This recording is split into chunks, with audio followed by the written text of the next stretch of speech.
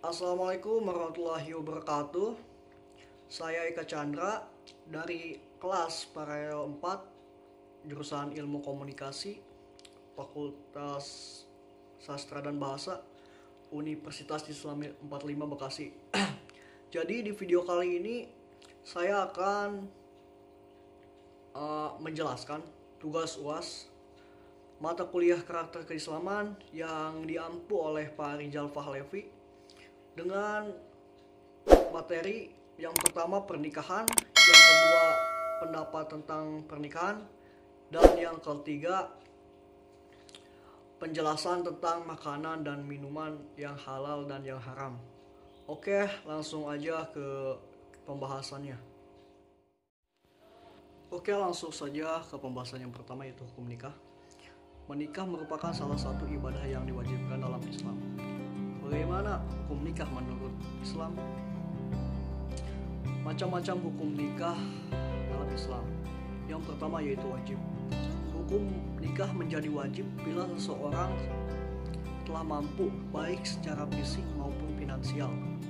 Sedangkan bila ia tidak segera menikah, dikhawatirkan dia akan berbuat zina. Yang kedua yaitu sunnah. Dalam hukum nikah menjadi sunnah bila seorang menginginkan segera punya anak dan tidak mampu mengendalikan diri dari berbuat zina. Yang ketiga yaitu makruh. Hukum nikah menjadi makruh bila hal itu terjadi bila seseorang akan menikah tetapi tidak menginginkan punya anak dan dia juga tidak mampu menghindari perbuatan zina. Padahal apabila ia menikah, ibadahnya, sunahnya akan terlantar. Yang keempat yaitu mubah. Seorang yang hendak menikah tetapi bisa menahan diri dari berbuat zina, maka hukumnya adalah mubah. Dan yang kelima yaitu haram. Hukum nikah menjadi haram apabila ia menikah justru akan merugikan istrinya karena ia tak mampu memberi nafkah lahir dan batin, atau juga menikah ia akan mencari mata pencaharian yang diharamkan oleh Allah Subhanahu wa Ta'ala. Pembahasan selanjutnya yaitu syarat pernikahan. Yang pertama yaitu beragama Islam. Itu pengantin pria dan wanita harus beragama Islam. Yang kedua, bukan laki-laki mahram bagi calon istri. Pernikahan diharamkan jika mempelai perempuan merupakan mahram mempelai laki-laki dari ayah. Yang ketiga yaitu wali akad nikah. Wali akad nikah mempelai perempuan yakni ayah. Apabila ayahnya sudah meninggal bisa digantikan oleh kakeknya.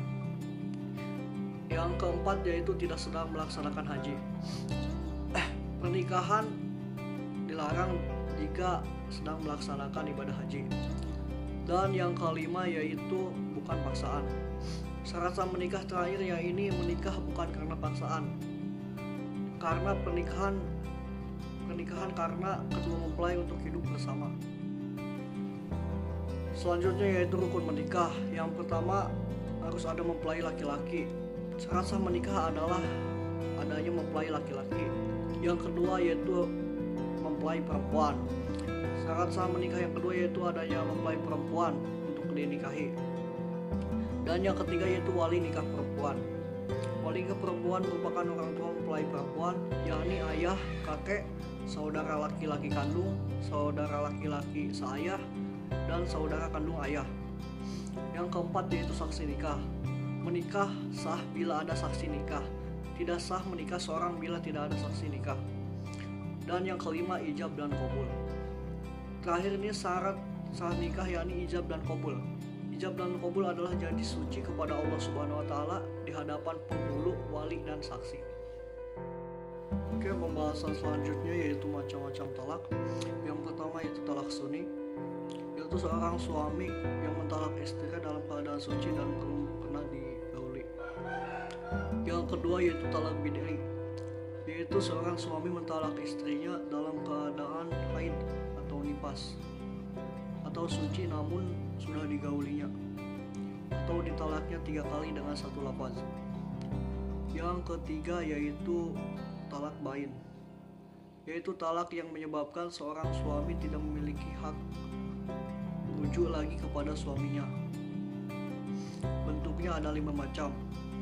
Yang pertama, ia mentalaknya dengan talak raj'i, akan tetapi ia tidak rujuk lagi kepadanya sampai habis masa iddahnya.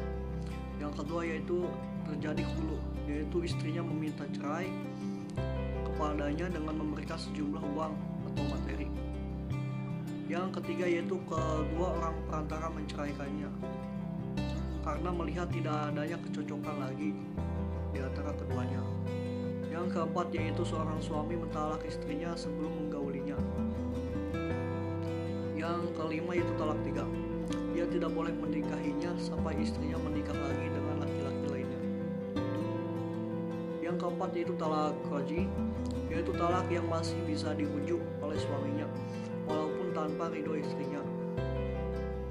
Yang kelima yaitu talak sarih, yaitu talak yang tidak membutuhkan niat talak karena lafaznya sudah jelas atau nyata. Yang keenam yaitu talak kinayah, yaitu talak yang membutuhkan niat talak karena lafaznya masih mengandung kemungkinan. Yang ketujuh yaitu talak munazaz dan mu'alaq. Munazaz adalah talak yang langsung dijatuhkan di tempat atau waktu itu juga. Sedangkan talak mu'alaq adalah talak yang masih dikaitkan dengan sesuatu, baik perkataan, perbuatan, waktu dan sebagainya. Yang kedelapan yaitu talak takhir, yaitu talak yang memberikan pilihan kepada pihak perempuan antara perpisahan dengan atau tetap bersamanya. Yang kesembilan yaitu talak wikalah dan kitabah. Wikalah yaitu talak yang diwakilkan penyampaiannya kepada orang lain. Sedangkan kitabah adalah talak yang disampaikan kepada orang lain, disampaikan melalui tulisan, kemudian ditetapkan kepada pihak perempuan. Dan yang terakhir yaitu talak tahrim, yaitu seorang laki-laki mengatakan kepada istrinya, engkau haram bagiku. Oke, kita lanjut ke materi pembahasan yang kedua. Di sini ada pertanyaan, bagaimana membuat bentuk keluarga sakinah yang mawaddah dan warahmah. Menciptakan keluarga yang sakinah, mawaddah dan warahmah ternyata tidak semudah yang kita bayangkan. Kita membutuhkan berbagai pengarahan untuk menciptakan keluarga yang sakinah, keluarga yang bahagia secara Islami. Tujuan utama dalam menikah adalah mendapatkan keluarga yang bahagia dan sakinah, mawaddah dan warahmah. Agama Islam telah memberikan berbagai pengarahan untuk bisa mendapatkan keluarga yang sakinah. Pada intinya, cara membina keluarga sakinah akan terletak bagaimana suami dan istri menerapkan nilai-nilai agama dan dalam rumah tangganya. Jika keduanya sepakat untuk menerapkan nilai Islami sebagai pedoman dan tuntunan rumah tangga, maka tujuan untuk mendapatkan rumah tangga yang sakinah insya Allah akan tercapai. Jika sebuah rumah tangga berhasil dan berjalan dengan sakinah, mawaddah dan warahmah, hal itu akan memberikan kebaikan bagi semua orang yang terlibat di dalamnya. Memiliki keluarga yang utuh adalah dambaan setiap orang berada dalam suatu pernikahan.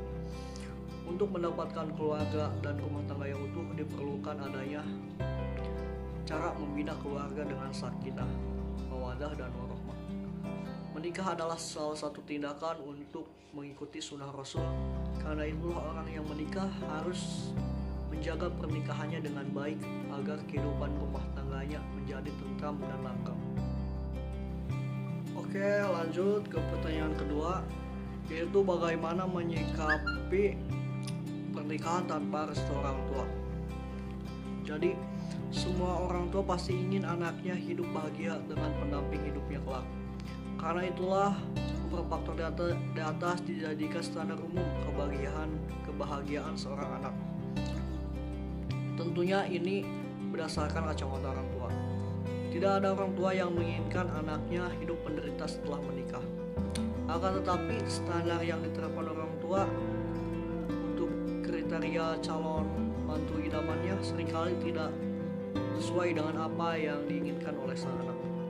Bisa jadi sang anak sudah merasa cocok dan cinta pada pasangannya, namun orang tua malah tidak setuju dengan enggan memberikan restu kepada anaknya. Apalagi jika faktor yang menjadi alasan adalah hal yang sangat prinsipil, seperti perbedaan agama, suku, dan budaya.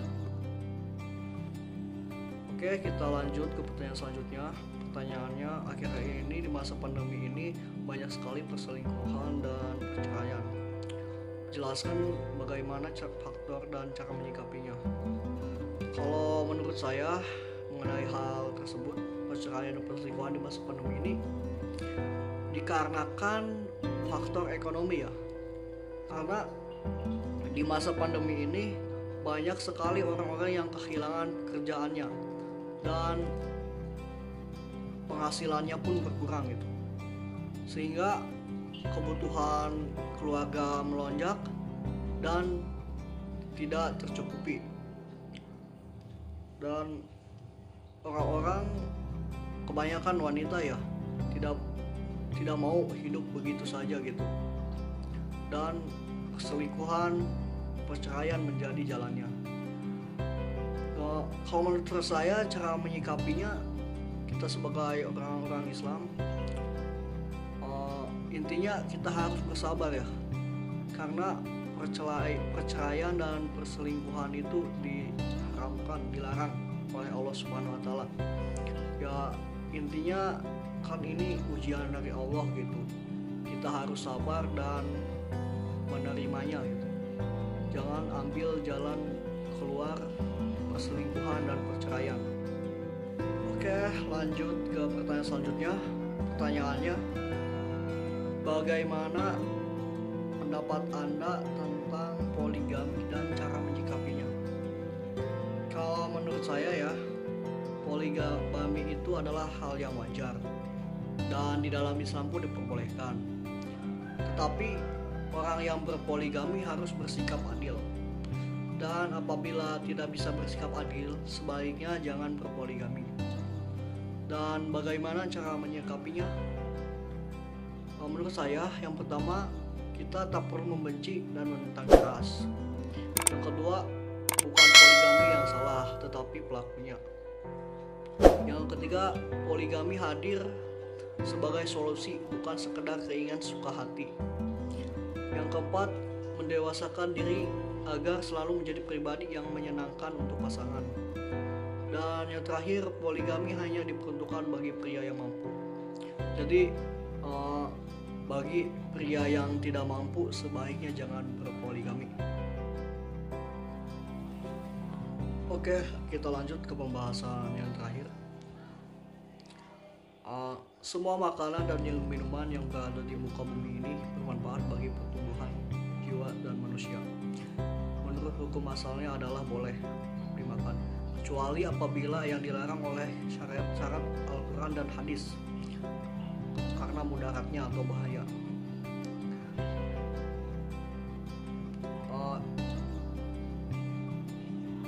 Makanan yang halal harus memenuhi dua syarat, yaitu halal artinya diperbolehkan untuk dimakan dan dilarang oleh hukum syara, dan yang kedua baik artinya makanan itu bergizi dan bermanfaat untuk kesehatan.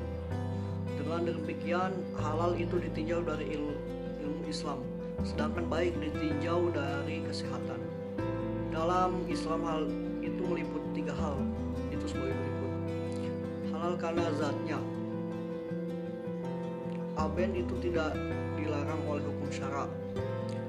Ayat Al-Quran maupun hadis Nabi yang melarang tentang makanan tersebut, seperti nasi, telur, susu, dan lain-lain. Halal cara memperolehnya artinya sesuatu yang halus itu juga harus diperbolehkan dengan cara halal pula. Suatu halal tetapi cara memperolehnya bertentangan dengan hukum syara, maka menjadi haram. Bukan haram karena zatnya, tetapi haram karena cara memperolehnya. Seperti telur yang diperoleh dengan cara mencuri, makanan yang dibeli dengan uang hasil merampok, dan lain-lain. Ketiga, halal karena proses atau pengolahannya. Artinya, selain suatu yang halal harus diperoleh dengan cara yang halal juga. maka cara atau proses pengolahannya pun benar harus menurut hukum syara. Sesuatu yang halal tetapi cara pengolahannya tidak benar maka menjadi haram. Haram karena proses atau cara pengolahannya, seperti daging hewan yang halal disembelih dengan cara yang salah, tidak menyebut asma Allah, dan hewan halal yang disembelih untuk berhala dan lain-lain. Jenis makanan dan minuman halal. Jenis makanan dan minuman halal ada 4. Yang pertama yaitu semua jenis air atau cairan yang tidak membahayakan bagi kehidupan manusia, baik dari segi jasmani, akal, dan maupun akidah.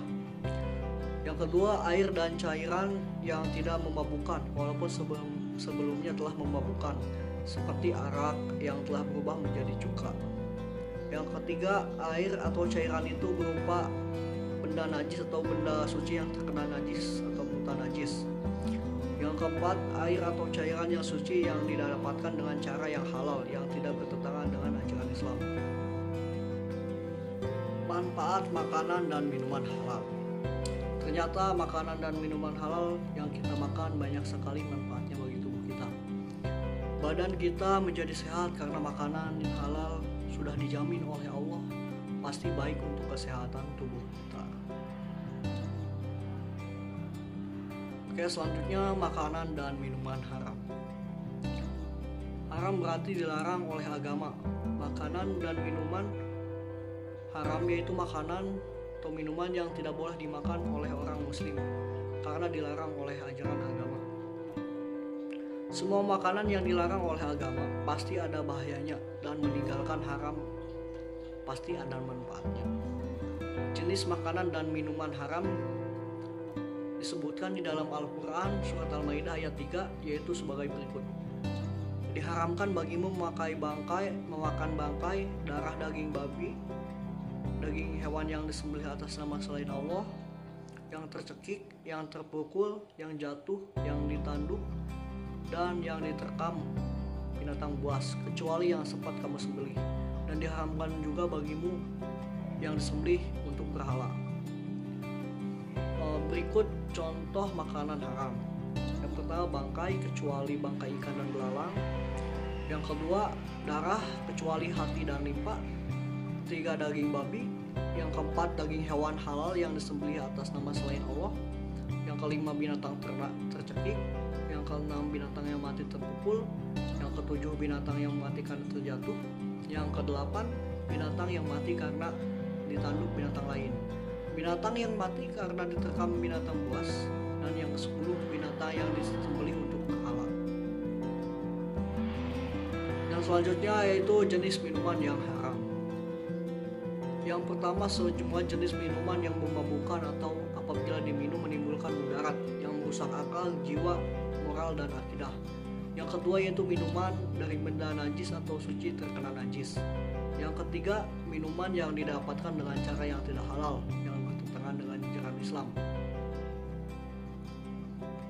Selanjutnya itu akibat buruk dari mengkonsumsi makanan dan minuman yang haram.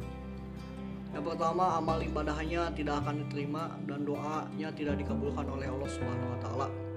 Yang kedua, merusak jiwa, terutama minuman keras yang mengandung alkohol seperti menyebabkan menurunnya kecerdasan, cenderung lupa dan melakukan hal-hal yang negatif, senang menyendiri dan melamun.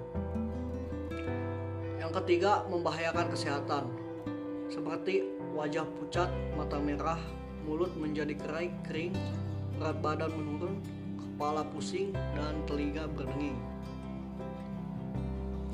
Oke, mungkin itu penjelasan dari saya. Kurang lebihnya mohon maaf. Bila taufik wal hidayah. Wassalamualaikum warahmatullahi wabarakatuh.